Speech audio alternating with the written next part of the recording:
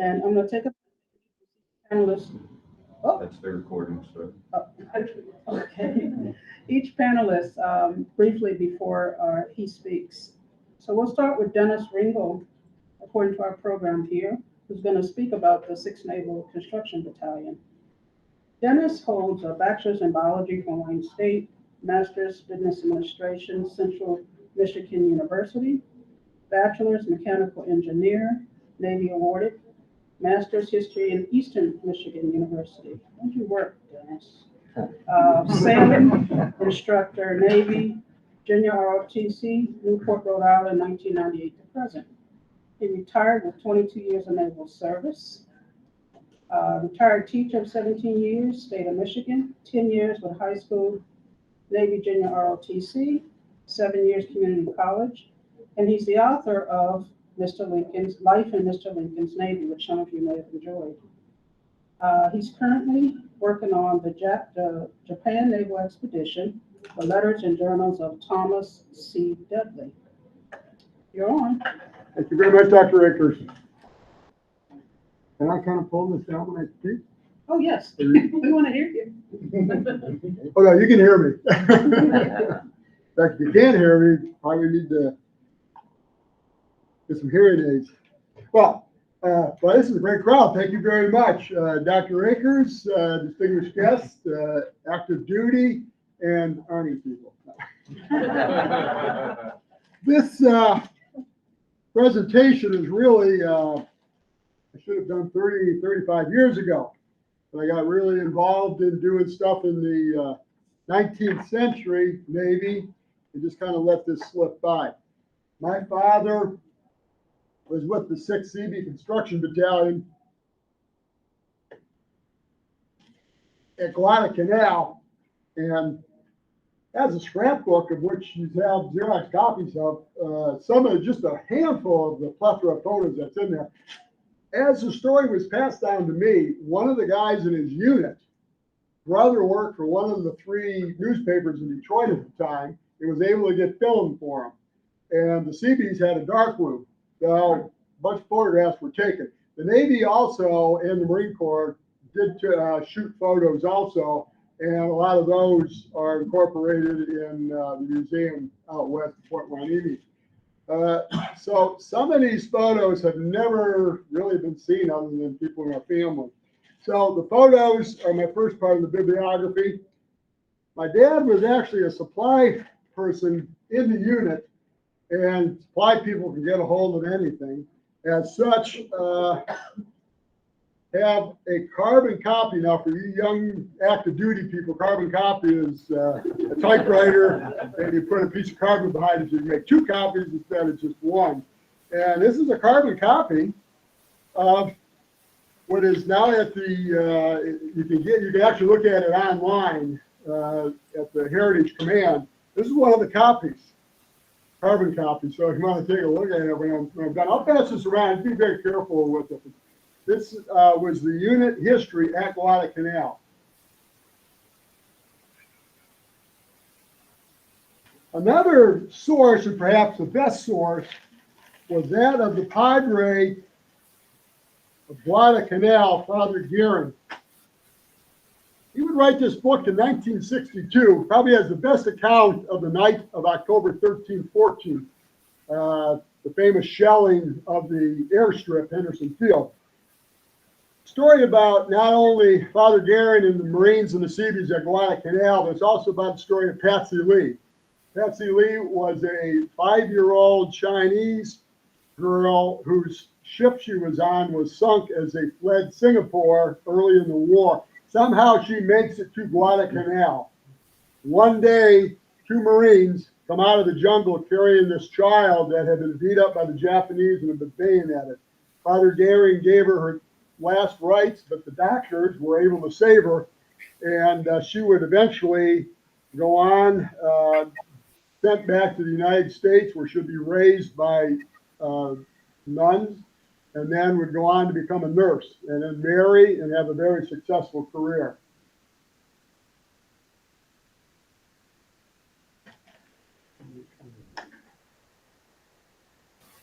Slides 1 and 2 I'm doing a flashback here, slides 1 and 2. When I get to October 13th, 14th, considered perhaps the worst bombardment and bombing of any military unit in World War II. As such, the Seabees of the 6th Navy Construction Battalion vowed that if they ever survived and got off the island, they would meet the second weekend in October as long as they could. This is their first reunion in Chicago. And if you go to slide 2, and that one's the one in Detroit. My parents went to these for a number of years. The Seabees, just prior to World War II, then Rear Admiral Nimitz, in the fall of 41, I should say, fall of 41, Admiral Nimitz basically authorized the Navy Seabee construction battalions. At that time, civilians were not allowed to work in a combat zone that would be against the Geneva Convention rules. The Army had their Army Corps of Engineers. The Navy used to just contract civilians. So they needed something. So then Rear Admiral Nimitz, who a couple months later would be a 4-star, authorized the start of the construction battalions. 3 weeks after Pearl Harbor, the first of the several units were formed up. The admiral in charge, Admiral Morrell, wanted them to have their own distinct symbol or insignia. So, Construction Battalion CB came up with the B, the Navy hat, the machine gun, the Thompson submachine gun, and some wrenches and pliers and tools, and that became their symbol. Still is today. Matter of fact, the Seabees were so good that years ago when I was in Great Lakes, Illinois, they were selling T-shirts that said, on the first day, God created the universe, and on the second day, he told the Seabees to finish the job.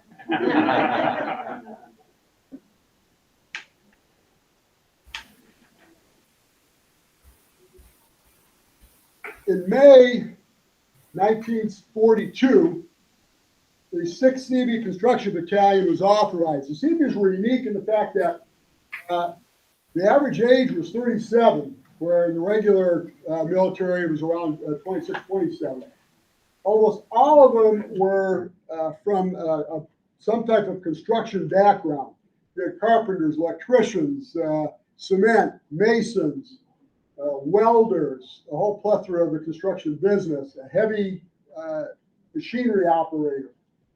They also went through boot camp as a unit, unlike everybody else. They would just go in, do boot camp, and then get their assignment. So the 6th starts at Great Lakes on the first week in May. If I go to slide 3, please.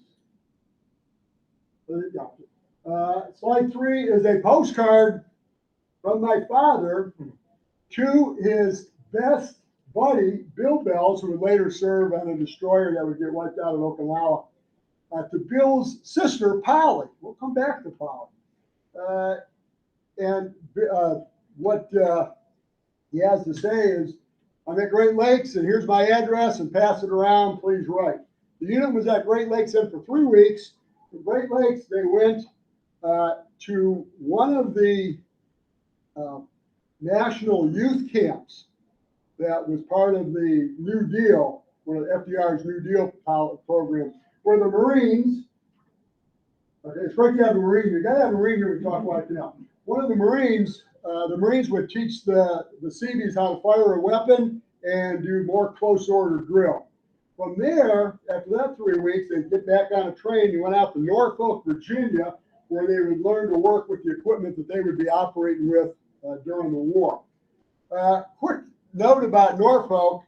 My dad never had anything nice to say about Norfolk. No offense if anybody from Norfolk. And I do remember him talking about sailors and dogs are not allowed. 1976, my first duty station, my first ship was out of Norfolk. There was still one bar in the Ghent area just outside of Norfolk that said sailors and dogs not allowed. True story. So we got 3 and 4 slides. There's the back of the postcard. Then we go to That's why I did the handouts. See better. Slide 5. Some of them, a lot of them will be a lot larger. Slide 5, please.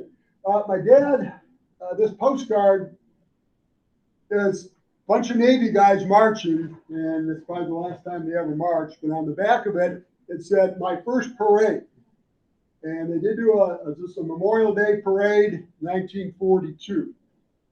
From Norfolk, you get back on the train, you go down to Gulfport, spend a brief period of time at Gulfport. From Gulfport, they go out to California. California, they go up and they get to Oakland, California, where they board one of 2 ships. Roll the video. Next. Should be a ship. Yeah. This is This is the SS President Polk, and they got on this vessel in Oakland in late July. Destination unknown. That destination would be 2 months later, Guadalcanal. Now I'd like to jump to Guadalcanal. I had never been there. It's on my bucket list. But has anybody here been to Guadalcanal? It is almost on the equator. Average rainfall is over 150 inches a year. It's tropical and hot and humid. They say that you can smell the island before you can see it. With all the vegetation decaying, it puts out a putrid smell. It's just that musty smell you never forget. But there's more. There's the mosquito that carries malaria. And almost everybody at Guadalcanal had malaria. My father also contracted malaria there. There's even more. There are leeches. Wherever there was standing water, there was a leech. There were poisonous snakes. I have a great snake story a little bit, a few minutes later. There are poisonous snakes. You've got centipedes, which are nasty little creatures. Crocodiles roam the riverbanks. Beautiful water, but the shark-infested water. But Guadalcanal was not a place that you would really want to pick as a vacation spot.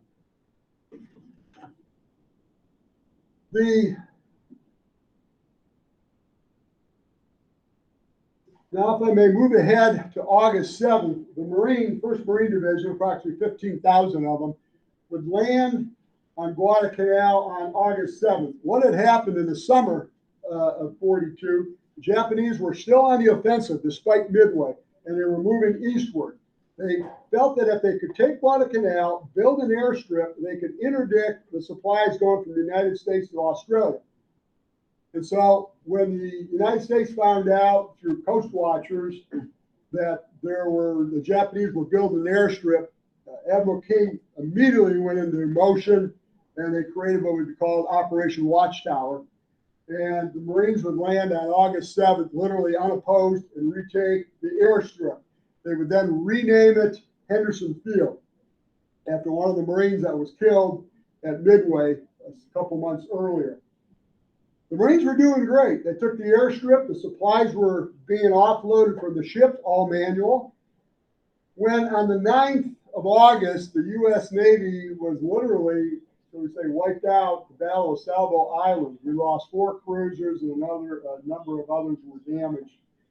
Admiral Fletcher, who was in charge of the task force and 2 aircraft carriers, decided he was getting out of town along with the supply ships, leaving the Marines stranded.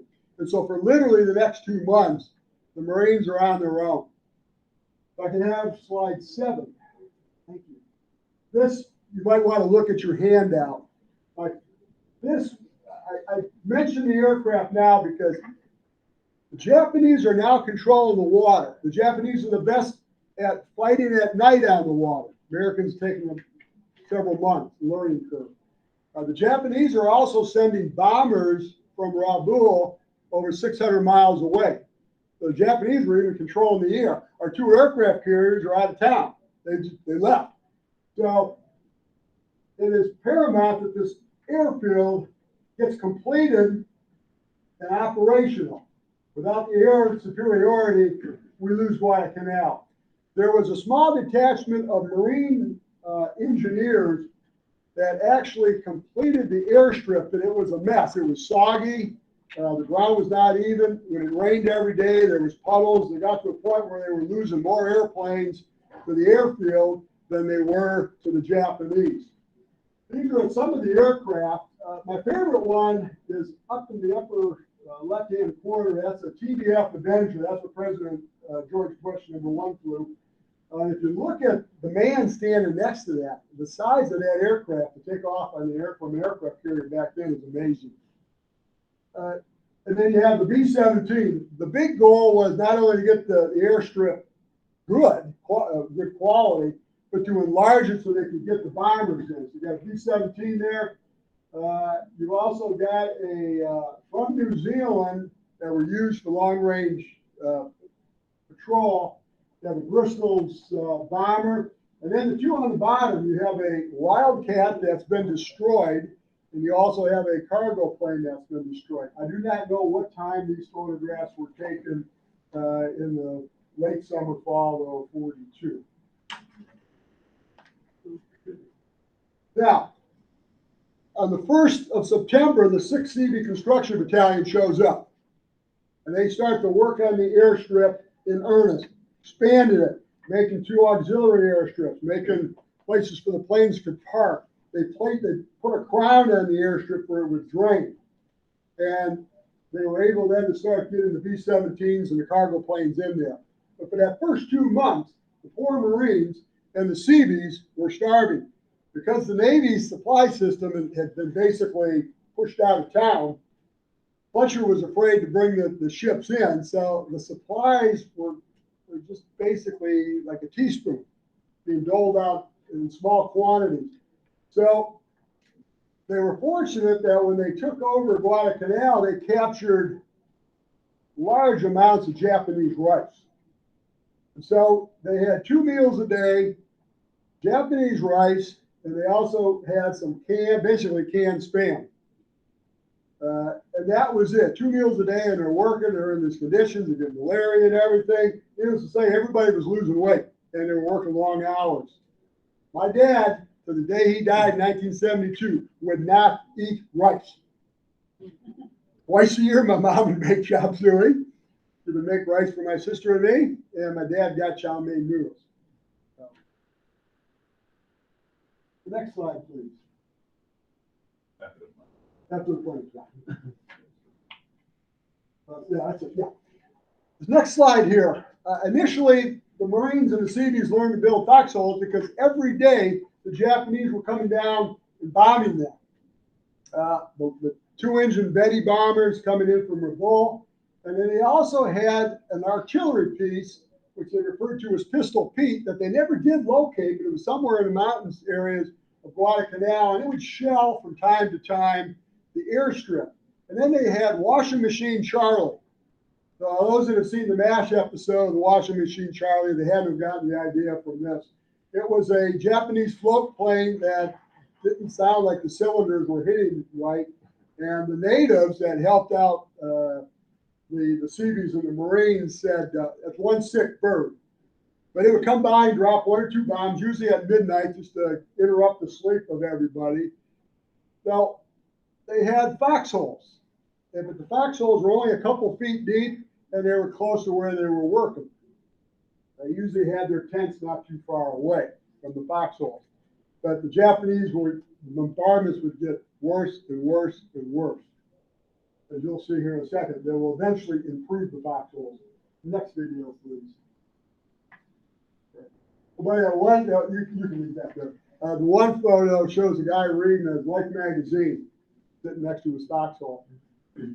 This video, let's see. Yeah, I guess we are. This video here was actually a newspaper clipping from Detroit. My dad worked for General Motors Cadillac division. He was a lapper, and which you basically mill off to fine tune a piece of metal. Second shift. He was a union man, as everybody else was in Detroit, and everybody in the Detroit area worked usually for the auto industry. This made it into one of the newspapers in Detroit. My dad is the skinny one to the right and plenty to the left. What's interesting is that the rifle in front of my dad, I still possess. He brought that back. How my dad got this stuff from, I don't know. I go home with kind of stuff. And the CB next to him has a rifle. They were afraid that the Japanese were going to overrun the airfield. So the CBs were told to support the Marines, one rifle to every 2 CBs. And you can see you actually have just one rifle with the 2 CBs there. This is the new improved dugouts, the foxholes that they would build. They were told to build them 4 feet deep, 9 to 10 feet long, and approximately 4 feet wide. And that would hold up to 7, 8 people during a shelling. They then would be covered with coconut logs, dirt, sandbags. The snake story. I kept saying, if you're building these things down underground, snakes like to go where it's dark and hidden. I said, there's got to be a story about a snake in here. Lo and behold, I did find a snake story. During one of the bombardments, one of the CBs ran into his foxhole, and there was a snake looking at him, coiled up. So the CB backed out of the foxhole, but the shelling was so bad, he thought, I think I'm safer with the snake than I am out here. Went back into the foxhole, and he and the snake just stared at one another. And that was it. That was the end of that. But yeah, so these are the new improved foxholes, and they usually were about 10 or 15 feet from where their tents were. There's a picture down on the bottom of my dad and several other members holding a Japanese flag. I am in possession of that flag too. I was an instructor here in the early 80s, and we had a Japanese exchange officer. So I brought the flag into him, and I said, Lieutenant Fumio, I don't know how to describe this to you, but my dad fought your relatives in World War II. And I says, could you describe what this flag is saying? And he literally says, you got to understand, there's like 30,000 characters in our vocabulary, of which a college graduate knows about 6,000. Very complicated language.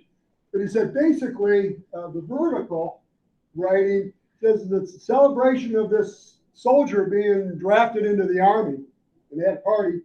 And then all the characters coming out of the circle are people at the party. And he says, if you look at the real fine one, writing, he says, those are probably women, and then the real bold strokes were the men. And then he kicked back in his chair and he laughed. He said, what they were supposed to do was they fold them up, put them around their waist, and they're supposed to ward off evil spirits. And he said, obviously, if your dad got this, it didn't work for this soldier. So I have that. Okay, the night. Let's see,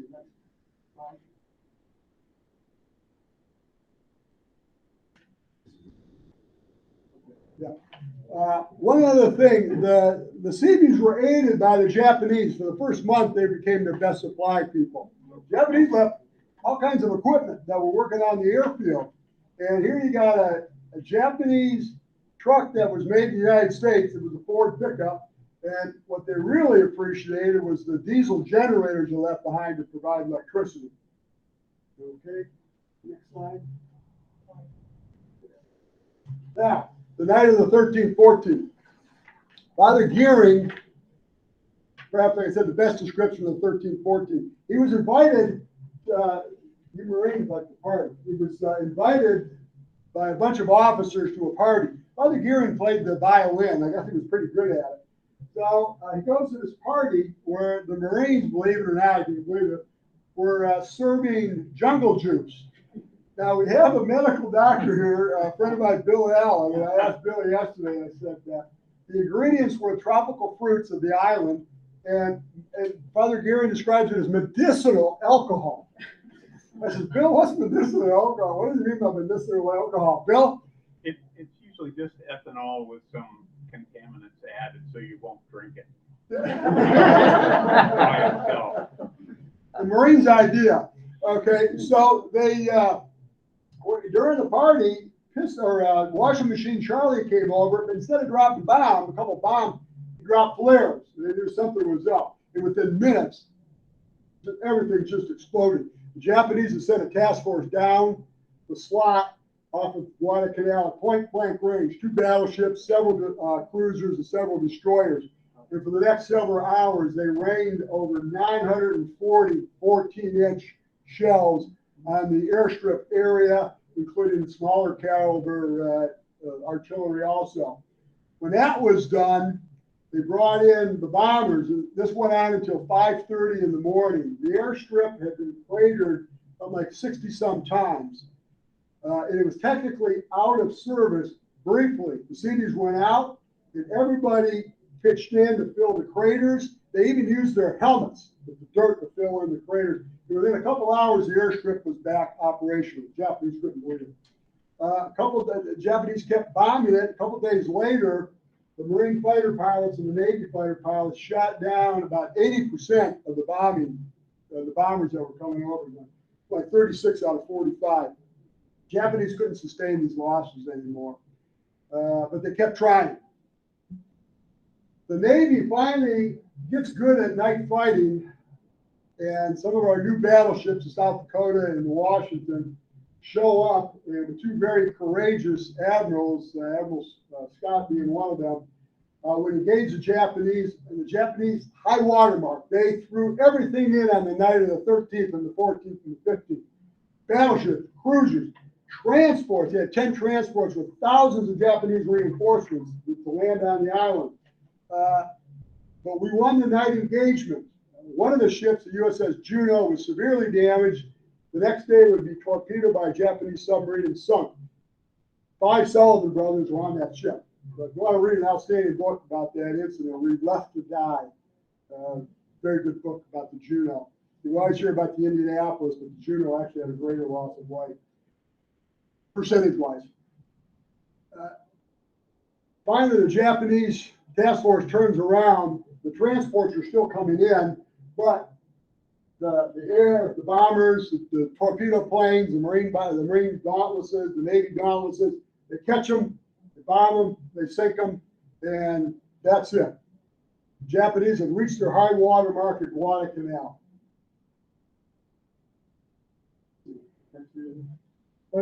Yeah. Those that had survived the shelling, there was 59 people killed, several Seabees and the rest were Marines. They were given certificates. The Navy likes to give out certificates, crossing the line ceremony, and that, stuff like that. They gave out a foxhole. So you Marines might want to look at this. They gave out a foxhole certificate later after the war, or near the end of the war. Those that had survived the 13th, the shelling. Okay, next one. This is incredibly rare. It's like a postcard, and I do have the originals here. Want to see them. There's a chapel in the background. You can see the palm trees, the coconut trees. This is Christmas Eve. Father Gearing was having midnight mass. He said approximately 700 sailors and Marines showed up. My dad was one of the altar boys serving in this. So he writes a letter. His brother actually will paint this based on Father Gearing's description.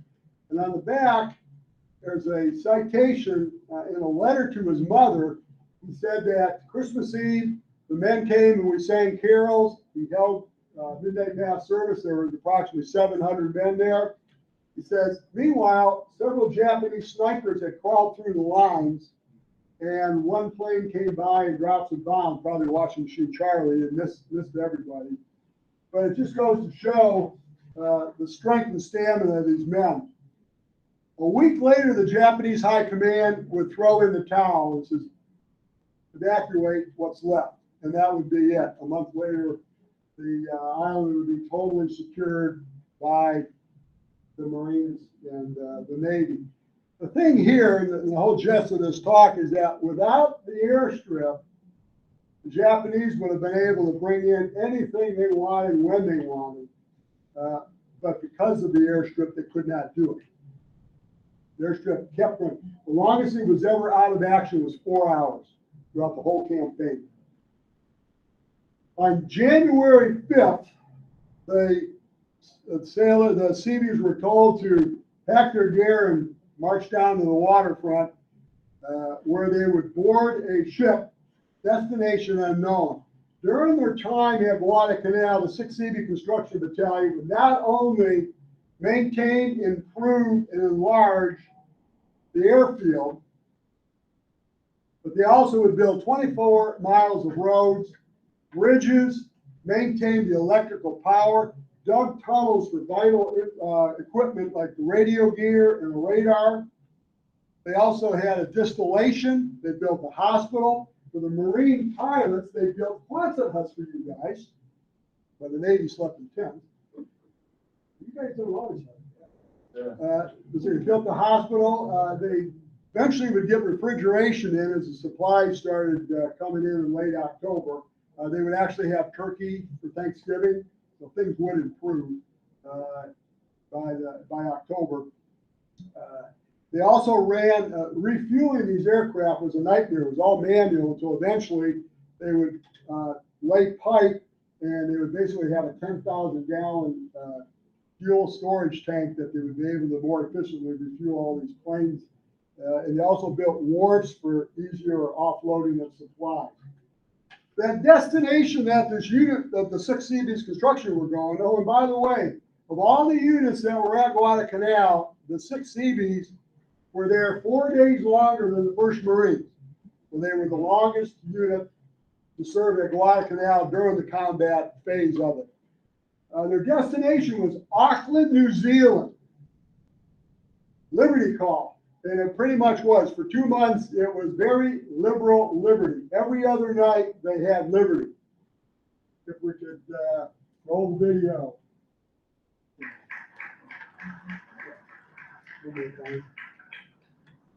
Yes. My dad met this lady while on liberty, Marie. And very attractive. But my dad would not marry Marie, but this is kind of like the Paul Harvey, the rest of the story. My dad would have 4 tattoos, one to mom, a ship, Navy anchor, and one to Marie.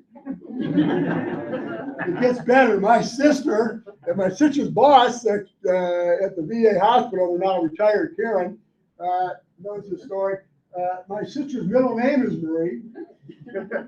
I have in my possession a small ring that Marie gave my dad. It's a gold ring with an enamel centerpiece that says NZ for New Zealand. It's got an anchor on it that says, to Lewis, love Marie.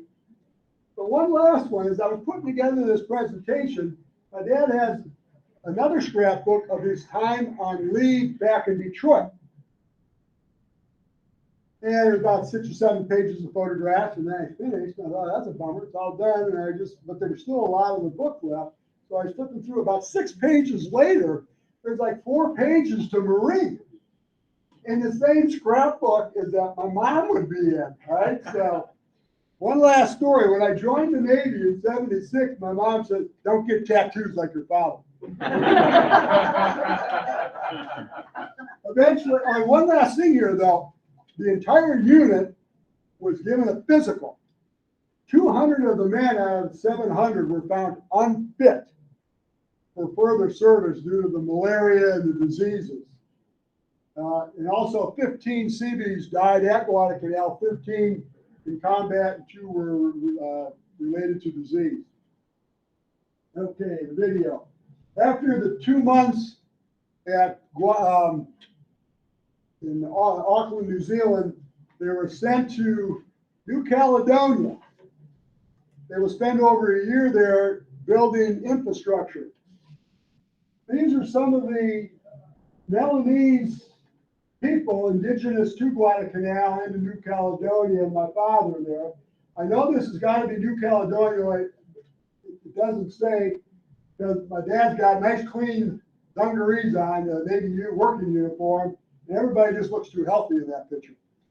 One thing about New Caledonia, growing up as a kid, I was weaned at the age of 5 to be in the Navy. McHale's Navy was real big. And the favorite liberty of McHale's Navy was New Caledonia. And every time they mentioned New Caledonia, my dad laughed. I never knew why. Found out years later that I guess it was Great Liberty also. The unit would then spend over a year in New Caledonia, where they would come home stateside, be stationed in California, where they got a liberal leave policy. During that time, my dad came home, I don't know how many times. I know my mom told the story where he actually hitchhiked from California to Detroit one time. My mom also said that you wouldn't dare drive by a soldier or sailor in uniform and not pick them up. So this would be 44 to 45. In the summer of 45, the unit boards a ship and they head back out to Okinawa. Of course, by the time they get to Okinawa, the island's been secured. They're being staged to invade Japan when the war ends.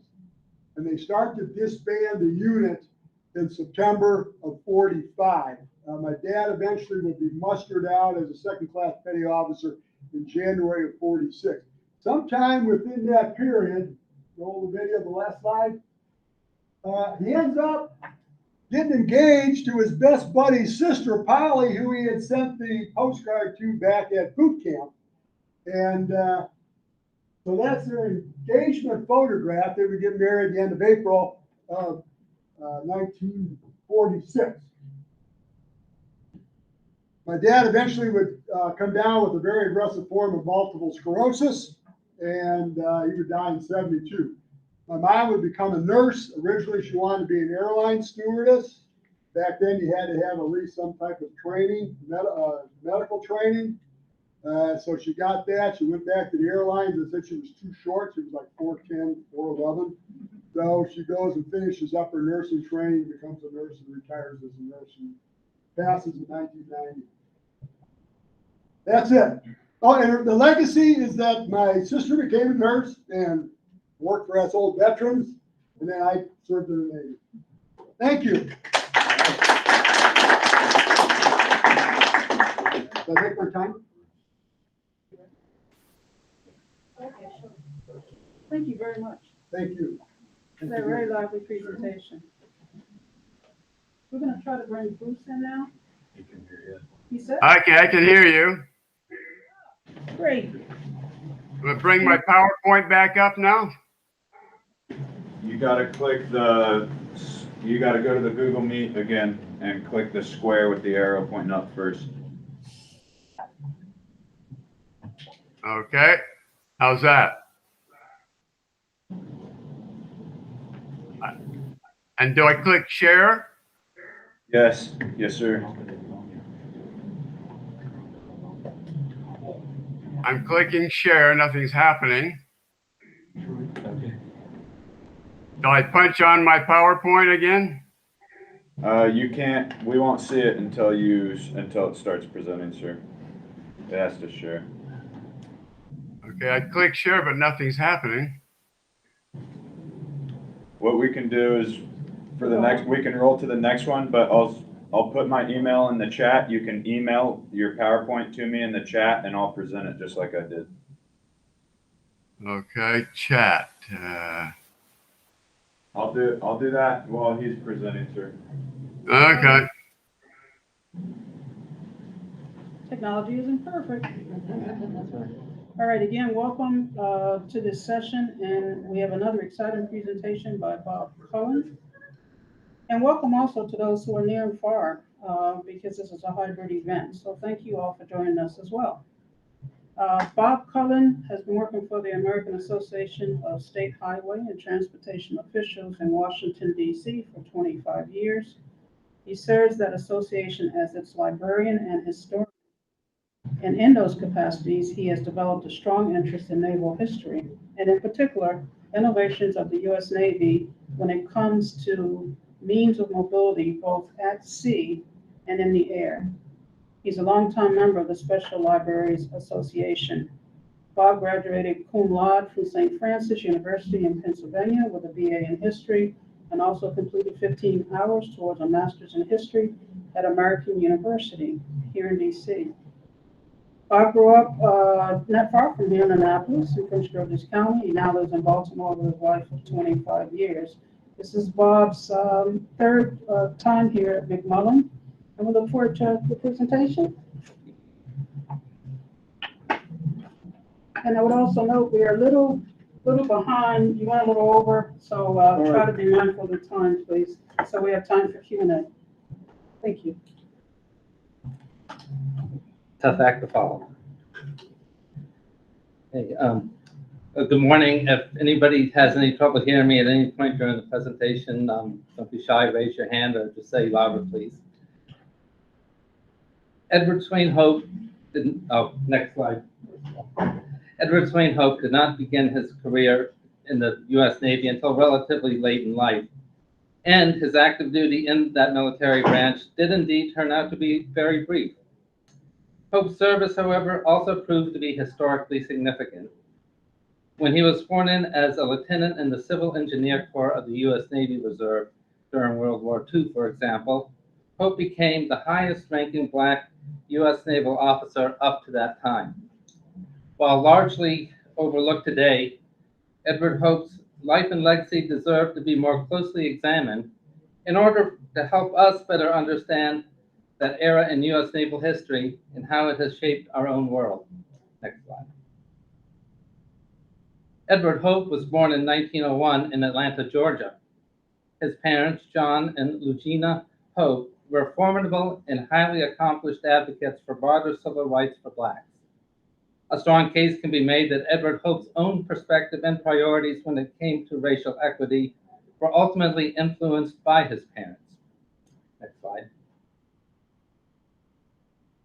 During his formative years, however, Hope was also very much drawn to the possibilities of maritime adventure, and more specifically to the life of a sailor. Hope recalled in an article that he wrote for a 1986 issue of Navy Civil Engineer magazine, and I quote him here, "Like many other boys living far from the sea, in my case Atlanta, Georgia, I too felt the call of the sea." Well, in that article, Hope also recounted his youthful days, quote unquote, of reading such seafaring works as the Dreadnought Boys series of books written by Captain Wilbur Lawton, the pseudonym of John Henry Goldfrapp, and the Battleship Boys, a series of books written by Frank G. Patchen. Next slide. Well, notwithstanding his childhood enthusiasm for an ocean-going existence, Hope's academic pursuits and first several decades of professional career choices proved to be decidedly non-maritime in nature. Hope graduated from Morehouse College in Atlanta with a Bachelor of Arts degree in Science in 1923.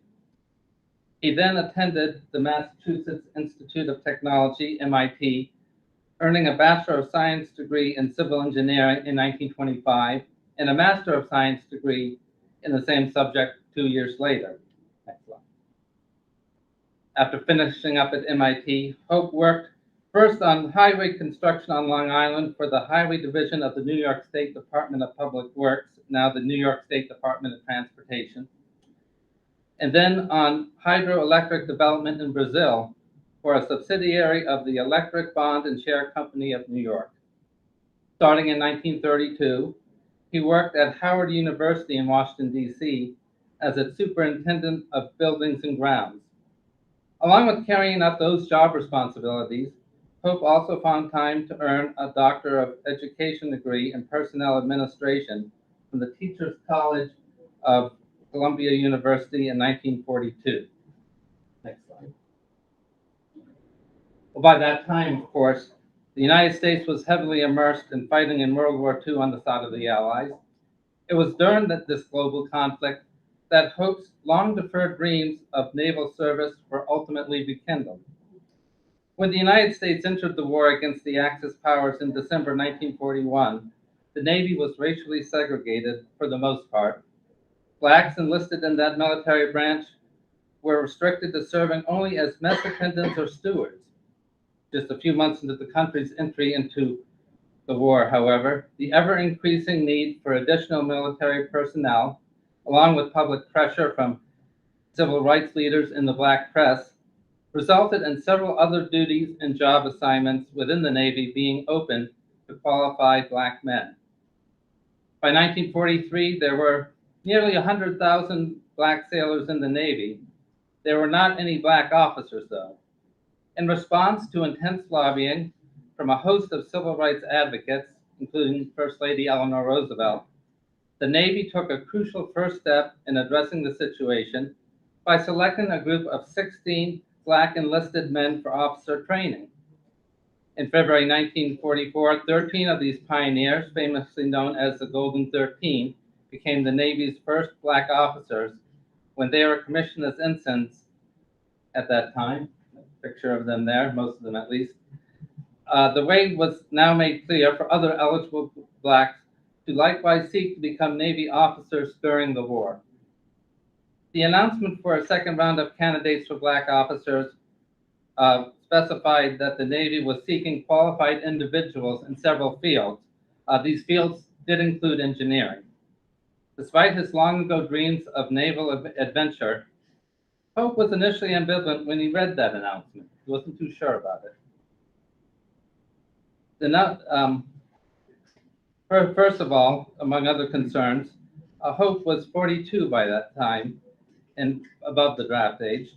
In addition, Hope had a well-paying job at Howard University, and he was already contributing to the war effort anyway as the air raid warding for that educational institution. Hope was also enjoying family life with his wife Marion and their sons Edward Jr., age 9, and James Lynn, age 5. After going through the announcement with his wife, however, Hope decided to go for it. He decided to pursue this new and even historic military opportunity. Next slide. Just a few weeks later, after first reading that announcement, and this took place on May 15, 1944, Edward Hope was sworn in as a lieutenant by Lieutenant Commander H.B. Atkinson, Executive Officer of the Navy Reserve's Office of Naval Officer Procurement. The rank of lieutenant, by the way, was the lowest grade that someone as old as Hope could hold in the Navy. That's why he became the highest ranking naval officer during the war, the Black naval officer during the war.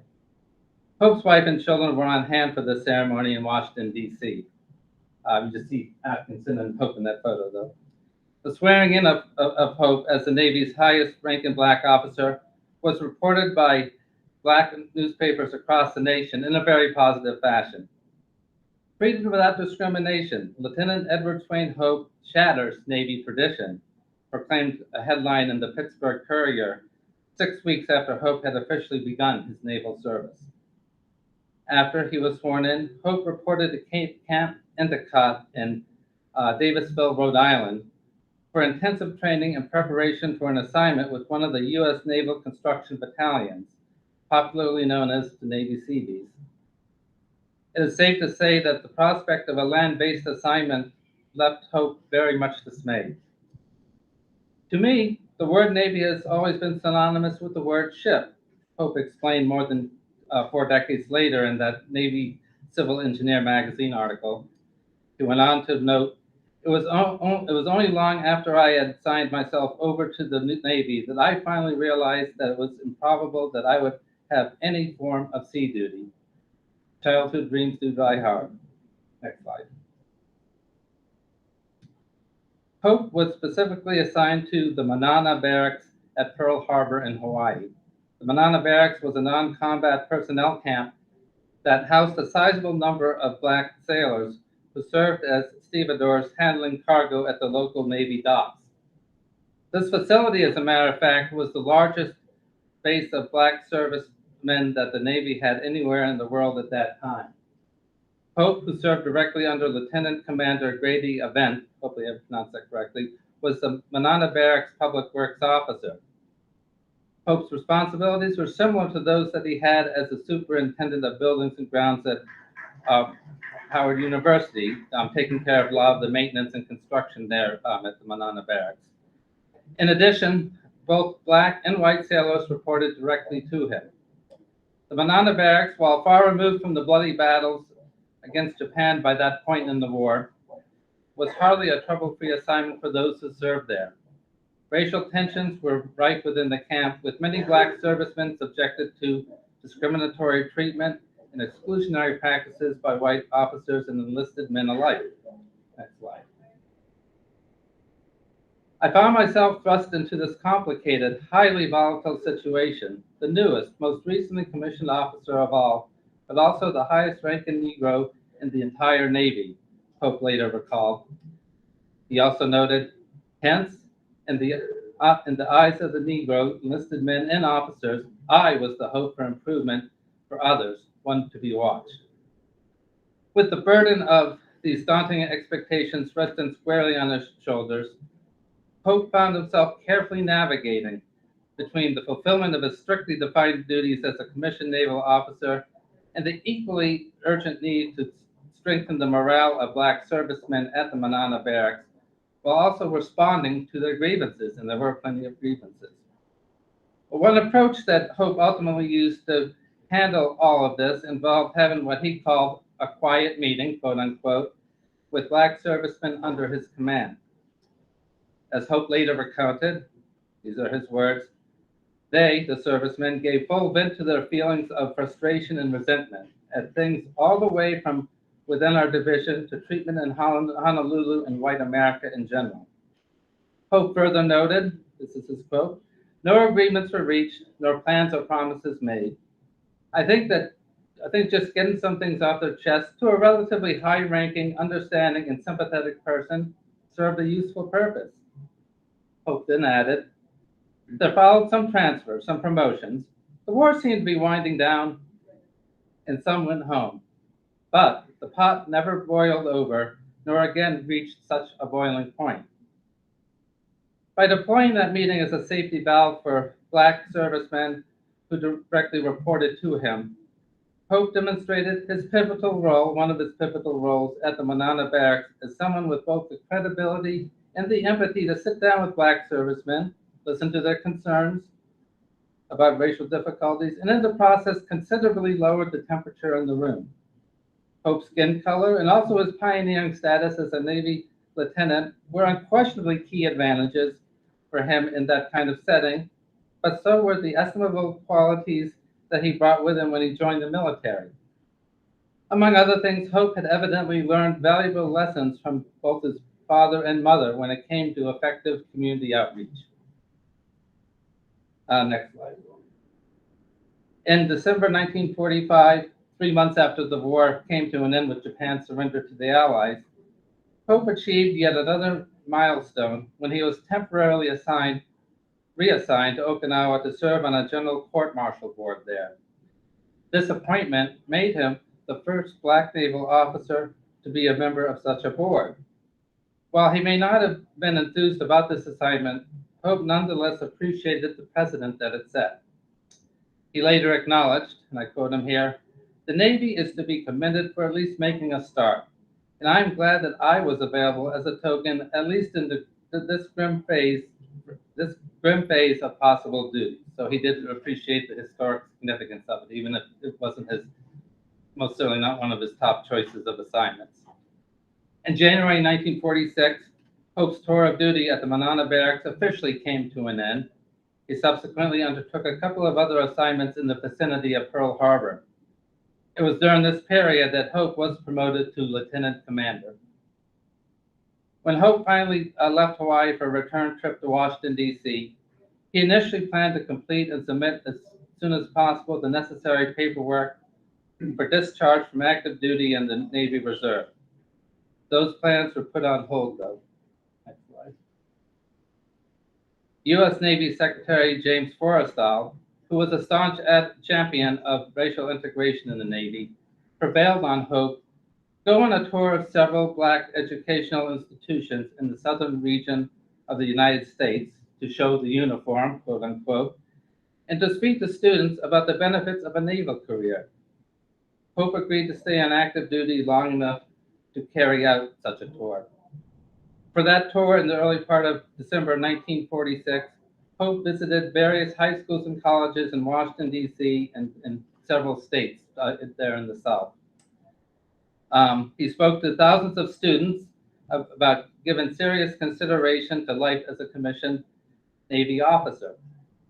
Hope followed up on that tour with an 8-page report for the chief of the U.S. Navy Department's Bureau of Personnel, along with including basic information on his visits to educational institutions, for example, where he went to and how many students he addressed.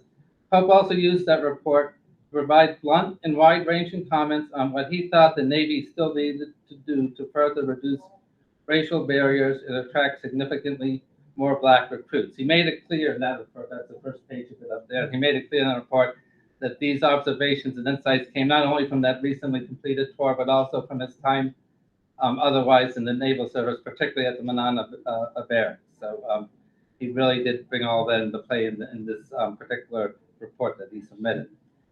In February 1947, Pope was formally released from active duty. Next slide. And actually, I'm going to skip that one. Next slide after that. Thank you. Pope, who died in 1990 at the age of 88, has been mostly assigned to obscurity. More often than not, he receives only the briefest of acknowledgments as the highest ranking Black U.S. naval officer during World War II. Pretty much footnote status, in other words. Edward Hope, however, deserves more complete appraisal of his short but consequential career in the Navy, especially with respect to both his tour of duty at the Manana Barracks and his post-war advocacy for greater equity and opportunities for Blacks in that military branch. Next slide. Above all else, Lieutenant Commander Edward Swain Hope has earned recognition alongside his fellow Trailblazing Commission officers for the lasting impact that they collectively made to help chart the course for a less discriminatory and more inclusive Navy. And that concludes my presentation. Thank you.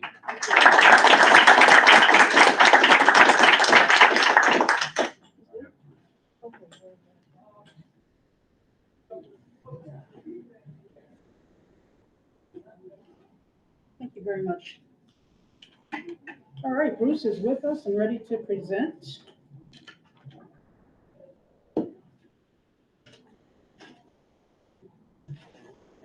All righty, a little bit about Bruce.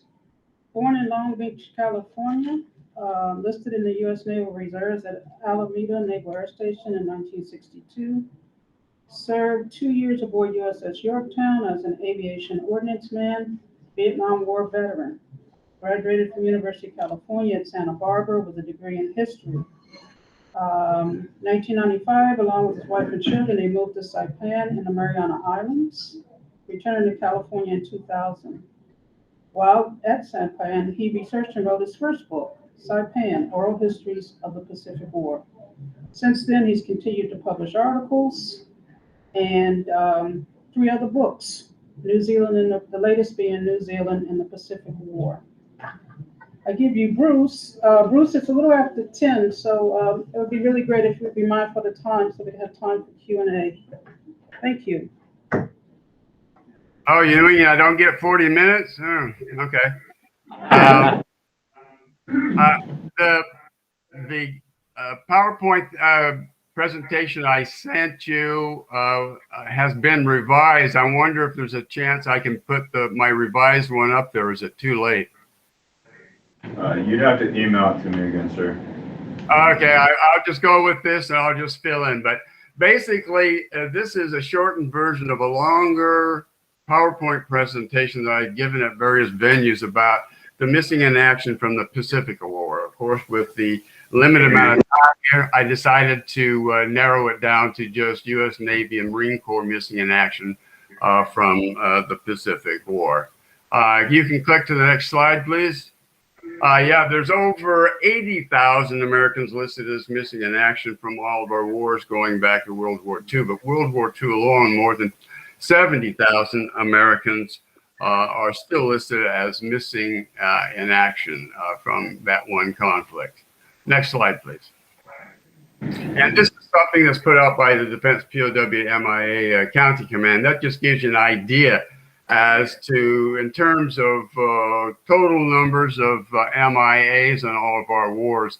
And then, of course, the bar graph on the left shows you how many Americans are missing. And next slide, please. And a lot of places where I go, people don't have a grasp of geography. I guess they didn't teach it in high school when they went to school. But for those of you who are not aware, this is the planet Earth. All the red markings, that shows you the extent of Japanese aggression up until early 1942. Next slide, please. And here again, planet Earth, I'm going to focus in on the Mariana Islands, Saipan, Tinian, Guam. Next slide, please. And the Mariana Islands are an arc of islands in the Central Pacific, running roughly north to south. Saipan is about 15 degrees north of the equator. Next slide. And now we're getting to down the Saipan. Now, I network with a number of individuals and groups who are involved in wreck hunting, MIA location identification, also in contact with a number of families of the missing in action. According to Ted Darcy, who's a retired Marine Corps gunny and has spent his retirement years putting together a list of KIAs and MIAs from World War II, informed me that there are 69 unknowns from the Battle of Saipan at the American Memorial Cemetery, in the Philippines. Next slide, please. Now, one of the people I interviewed for my Saipan book was Carl Matthews of Dawson, Texas. He lied about his age to get into the Marine Corps just before Pearl Harbor. He was 16 years old. He was with the Marine Battalion Reinforced that went to Pongo right after Pearl Harbor because they were afraid the Japanese were going to land there. He developed some tropical disease and was sent home. When he was recovered, they made him part of the 4th Marine Division. He saw combat for the first time in the Marshall Islands. And then with the 4th Marine Division, they were sent to Hawaii for training, resupply, and to take on some new troops. One of the people who joined him there was a freshly minted 2nd lieutenant from the Marine Corps. This is a rather iconic photo for people who study the Battle of Saipan. And Carl told me he was pretty sure that he and his platoon leader and Wendell Nightingale, a BAR man, was in this photo. So somebody blew it up and cleaned it up a bit. And after Carl saw that, he's convinced that this is him in the photo on the left, and this is Wendell Nightingale on the right. Later in the, excuse me, later during the battle, during the firefight, Wendell Nightingale was shot and killed, but they had to retreat because they're continuing to take casualties, excuse me. They knew he was killed, but I think Gray's registration was a bit of a hit and miss in those days, and his family, instead of being notified that he was killed in action, he was notified that he was missing in action. So for a long time, I was in contact with Nightingale's younger brother, and they were still, surviving members of the family still didn't know what happened to his body. He may very well be among the 69 unknowns at the American Memorial Cemetery in Manila. Next slide, please. This is Lieutenant James Stanley Leary. He was Carl Matthews' platoon leader. Carl Matthews was his runner, so they were glued at the hip from the time they hit the beach on 15 June 1944 until practically the end of the battle, when they were at the northwest end of Saipan. They were on a cliff overlooking a flat ground towards the ocean. They were observing the activity of some Japanese in the area, not knowing that there were Japanese very close by. They opened up on both Mr. Leary and Carl Matthews. Stanley Leary was killed instantly. Carl scrambled out of the way. 2 other Marines were killed trying to retrieve his body, so they had to leave it there. I went back to Saipan for the 60th anniversary of Saipan. It was his first time back.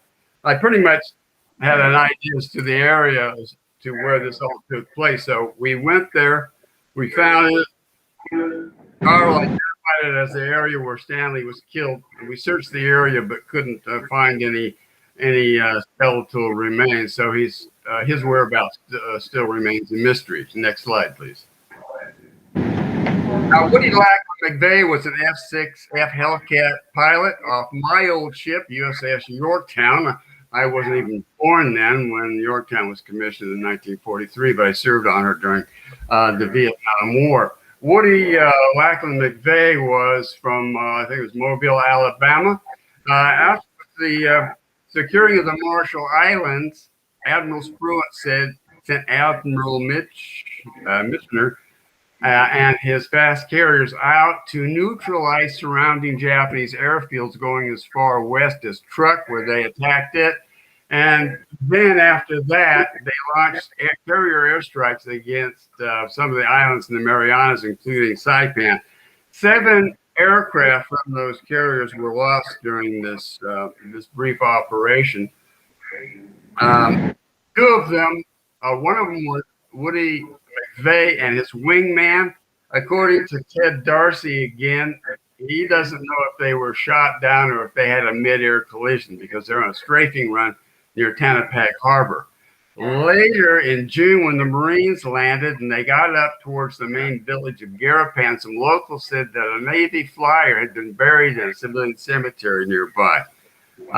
They said the doctor and an autopsy team over there, they excavated the grave, and based on some surviving clothing with his name stenciled in it and dental records, they identified the remains as those of Woody Lackland McVeigh. But again, for whatever reason, the family, instead of being notified that he was killed in action, they notified he was missing in action, and it remained that way. Now, when I was researching my book on Saipan back in the 1990s, I was requesting information from the National Archives in Maryland, and they were sending me all sorts of stuff. A lot of it I could use, but others not so much. But one of the interesting items in one of the packets was the autopsy report. Now, I wasn't researching MIAs at that time, but I was becoming interested in it because of all the stories I was getting from oral history interviews. So I sent a copy of that autopsy report to Ted Darcy. He spent the next 3 years researching this, and he found the remains of Woody Lackland McVeigh at the American Memorial Cemetery in Manila, notified the DPAA, the POWMIA Accounting Command.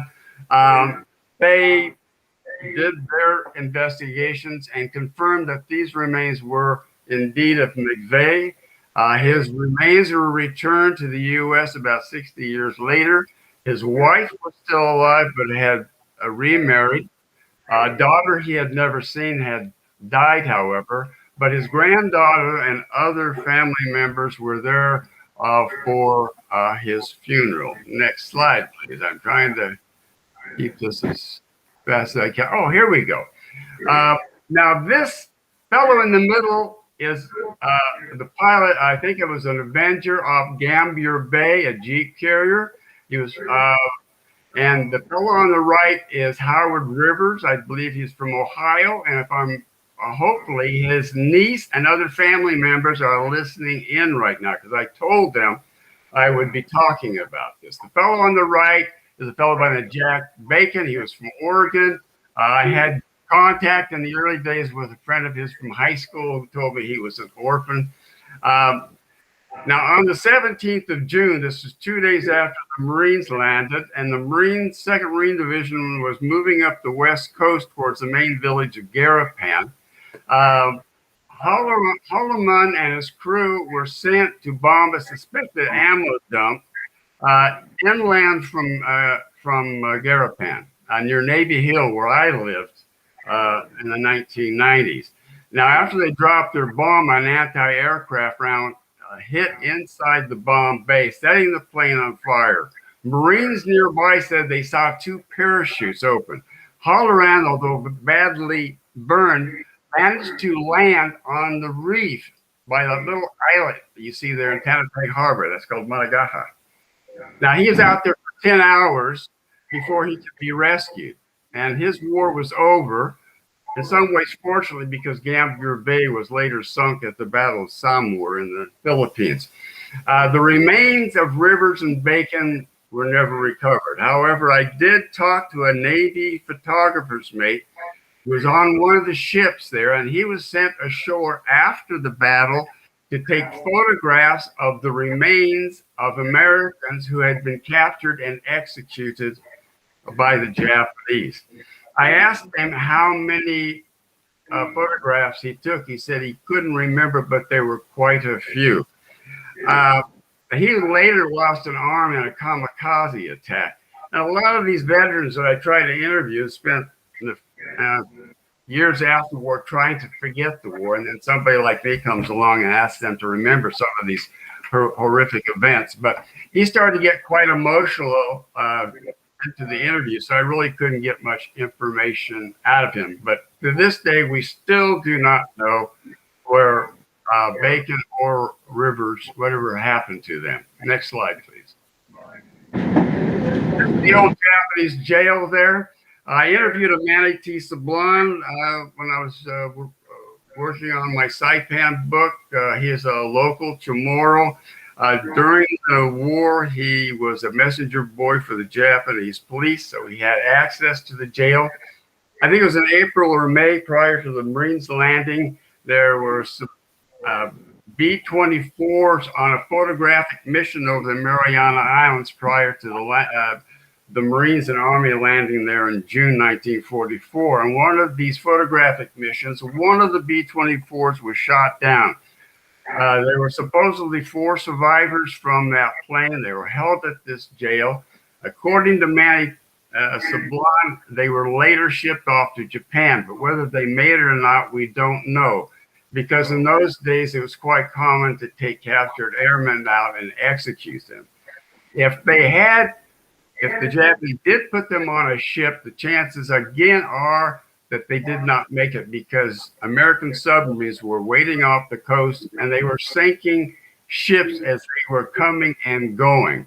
So we don't know what happened. He also said, though, that there were 2 pilots who were shot down and held there during the softening up phase of the Saipan operation.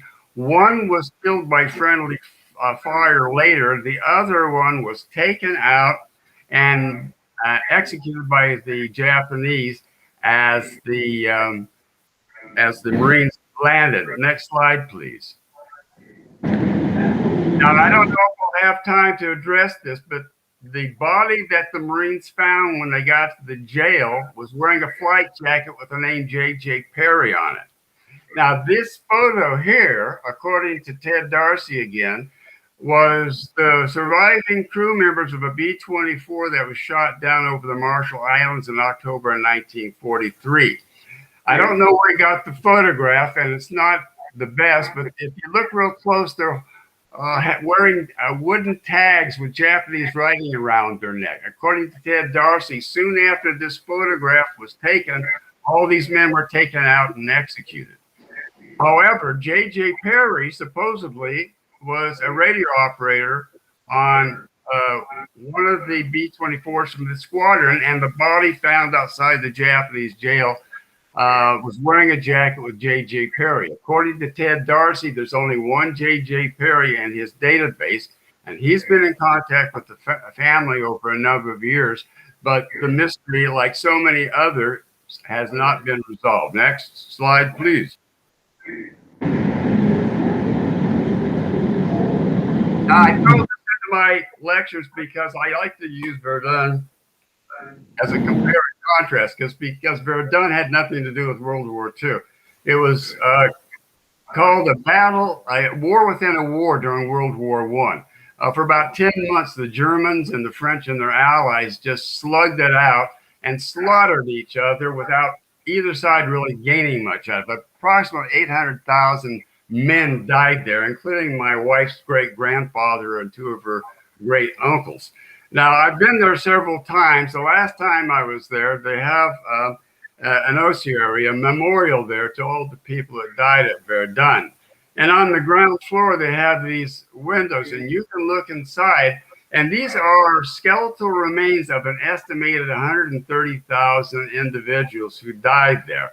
But one of the docents told me that there are 160,000 MIAs just from this one battle. So I just like to use Verdun as sort of a way of comparing and contrasting what I'm talking about that happened in the Pacific. Next slide. The Japanese, of course, they lost millions, and a lot of them were never recovered. And so there are a lot of families in Japan too who probably don't know what happened to their loved ones. Spent a lot of time in the jungles. I came across skeletal remains quite often. This is one of the more complete skeletons I found in there. He had a lot of his personal possessions up in the upper left-hand corner, his toothbrush. He had a Japanese hand grenade. He also had the Japanese equivalent of dog tags. But when I sent it to a friend of mine in Tokyo to have him translated, he said this guy wasn't even supposed to be on site then. He's supposed to be somewhere in the Solomon Islands or Papua New Guinea area. But a lot of ships taking troops and supplies to other parts of the Pacific quite often were sunk and survivors were taken to the nearest Japanese-held island. So it's very possible that he was one of these individuals. Next. Okay, now I went to Saipan in 1995, a year before I got there, up in Echugo. It's up on the west coast of Saipan, and the area where the Gyokusai took place, or for a lot of you probably recognize it as a bonsai. It's considered one of the biggest bonsai charges of the war. Afterwards, they counted over 4,000 dead Japanese. It was summer. They had to bury the bodies as fast as they could. If you look at the photograph on the left, from 1944, they're using bulldozers to dig trenches. And if you look closely on that same photograph, you'll see bodies. There were a number of these trenches dug, and the bodies were covered over. But in 1994, a Japanese consortium wanted to build a hotel in this area. And during their test digs, they came up with these skeletal remains. So they contacted the Japanese consulate there, and they sent out a team there. And what they did in 1995 was the reverse of what you see in that photograph. They took bulldozers, they cleared off the tangan and growth. Then they started scooping off the dirt until they came in contact with skeletal remains. Then we went in, me along with some of the Japanese volunteers you see there in the photo on the right, with hand tools. And they pulled out, they think, an estimated 500 or so remains there.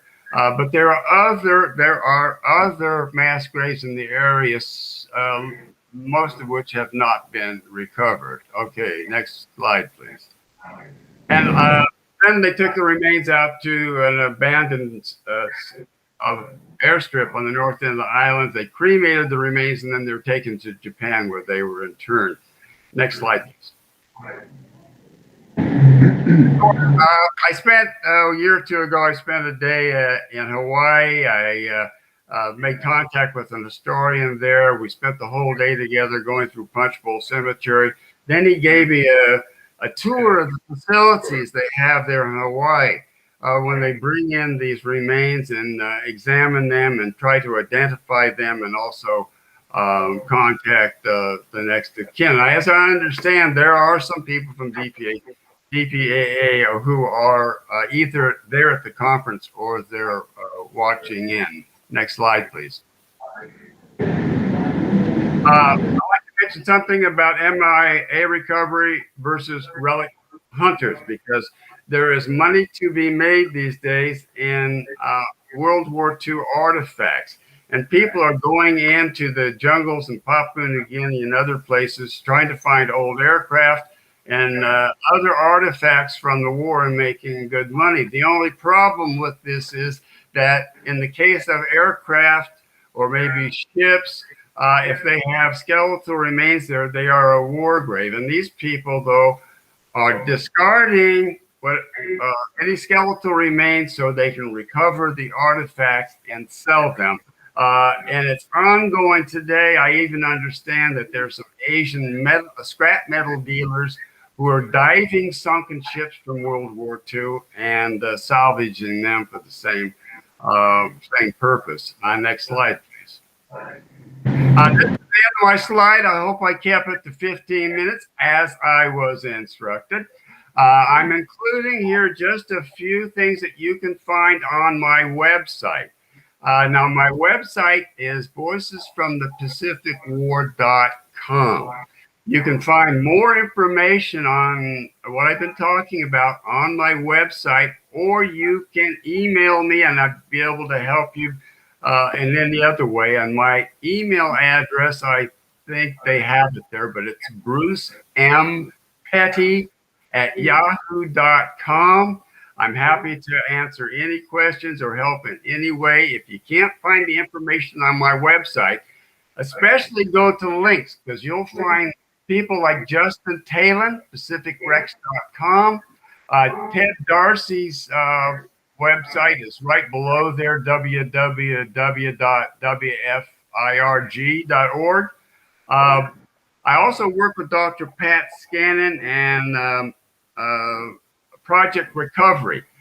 He's been going out to the Palau Island for years, trying to find wreck sites, identify them, recover any human remains. Pat Scannon and his crew have worked extensively with DPAA. Operation Forager, it's another website, has lots of information, and there are other individuals and groups that I network with on MIA issues. You should be able to find a lot of information there. This is not my revised version of this talk, where I did have my website posted on there and my email address. But I'm sure people there can provide you with that if you would like to contact me.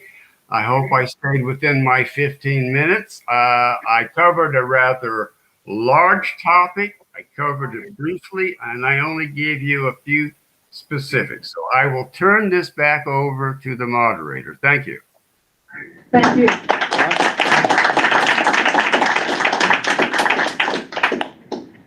Okay, then. A whopping 3 minutes we have left. Does someone want to address a question or comment to our panel? Yeah, I've got a question. Bruce? Yes.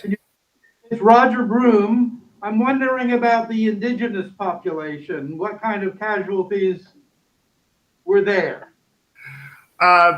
There's American Memorial Park there in Saipan. They list all of the U.S. casualties. In recent year, when I was back there, maybe for the 60th anniversary, I think maybe you and your sister, Kathy, were there with me. But they had also added the list of Chamorros and Carolinians who were killed there. I think it's over 400.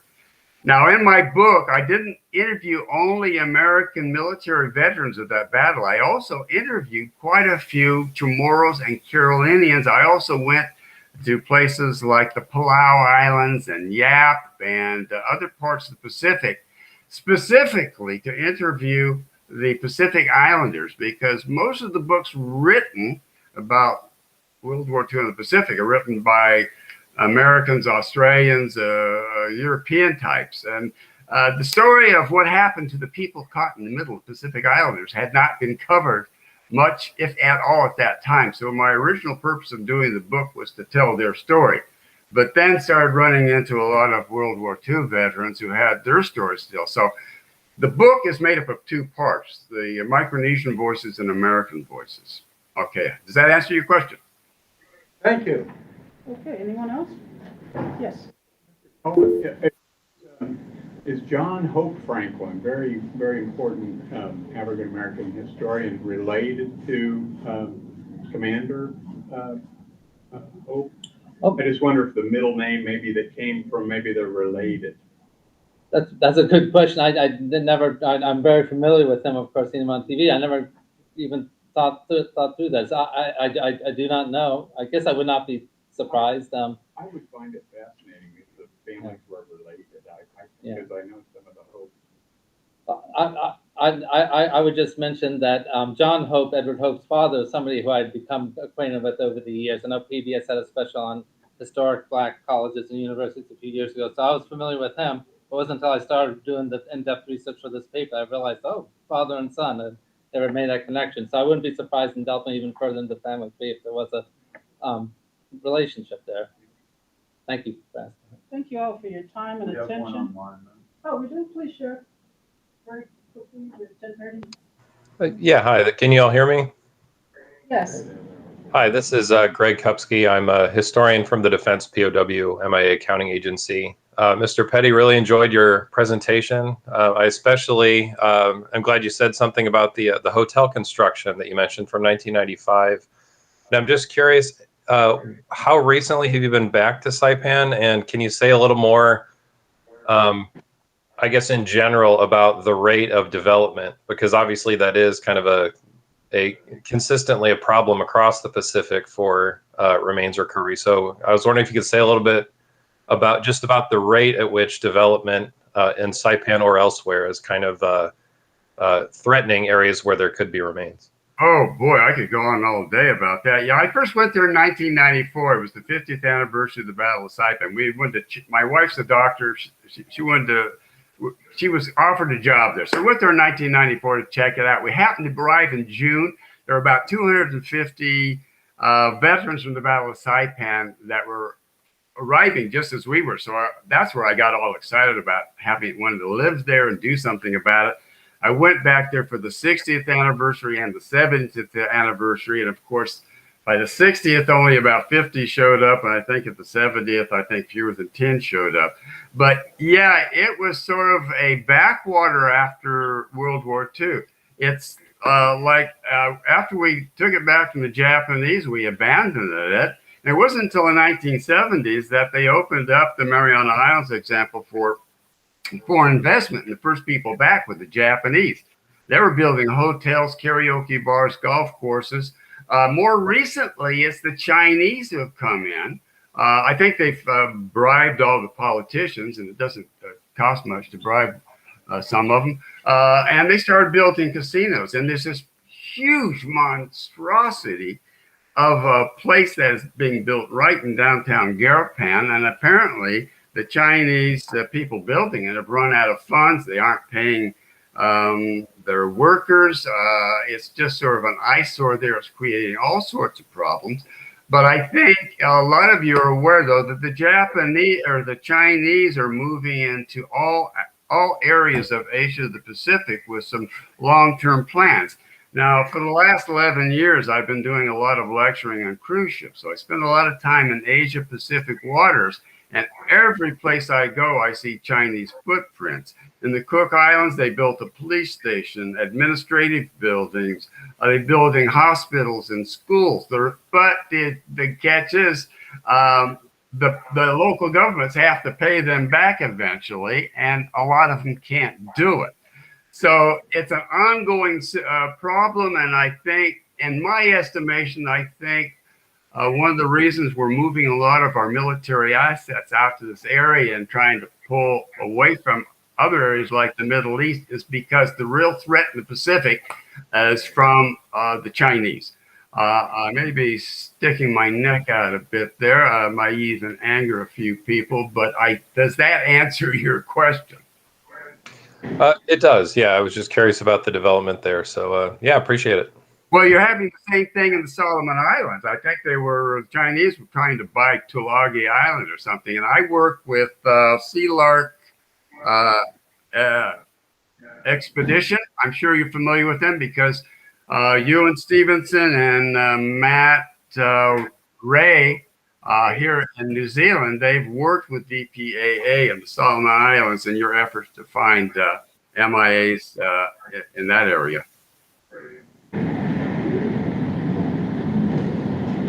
Anything else? Thank you again for your attention and your patience. Enjoy the rest of your conference.